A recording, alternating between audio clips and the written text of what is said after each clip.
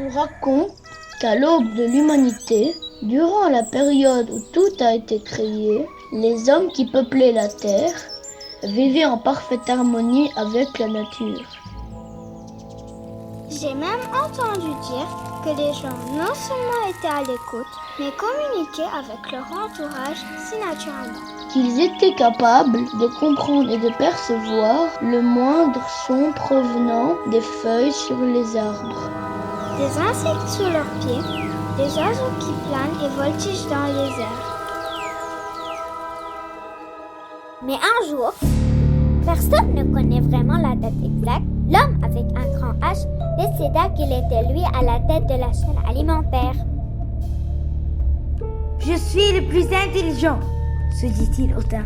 C'est à moi qu'appartient le règne sur terre. Et convaincu de sa théorie, l'homme avec un grand H décida de rompre son pacte avec la nature. Je ne suis peut-être pas le plus fort, se dit-il, mais je suis certainement le plus intelligent. Imbu de lui-même, n'écoutant que son envie, il commença petit à petit à s'approprier son entourage et à grignoter un peu des espaces des autres autour de lui.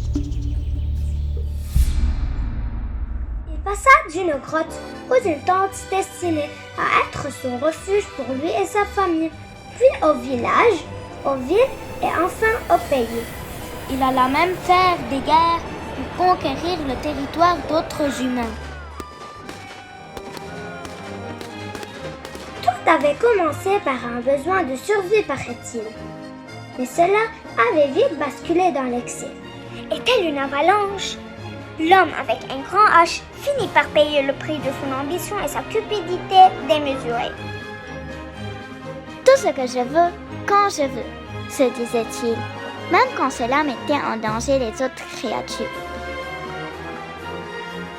Pour accomplir ses projets, tout lui semblait légitime. Il le faisait sans remords aucun.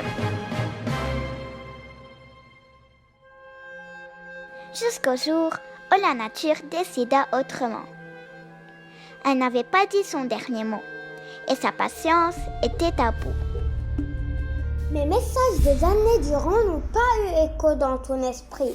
Cette fois, je vais être plus ferme, se dit-elle. Alors, un beau jour, personne ne sachant comment exactement, Dame Nature décida de tout simplement freiner l'élan de l'homme avec un grand H dans le but de le remettre à sa place.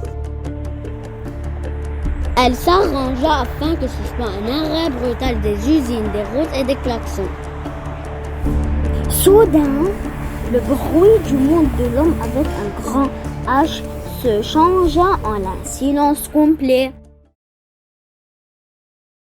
Après avoir pris une longue inspiration, Dame Nature dit tout bas: J'espère que tu tireras les bonnes leçons, que cela te rappellera à l'ordre et au respect de ce que je t'ai confié il y a fort longtemps, cher ami. L'homme avec un grand H s'est retrouvé subitement petit face à l'inconnu et à l'incertain. Je fus pour lui un temps de peur, d'angoisse et de tristesse. Il était incapable de pouvoir comprendre et gérer. Bien qu'excédé par l'égoïsme de l'homme avec un grand H, Dame Nature ne peut s'empêcher de ressentir un pincement au cœur. Elle se trouvait encore une fois dans l'incapacité de tourner le dos à son vieil ami. Elle l'aimait trop pour le laisser être anéanti.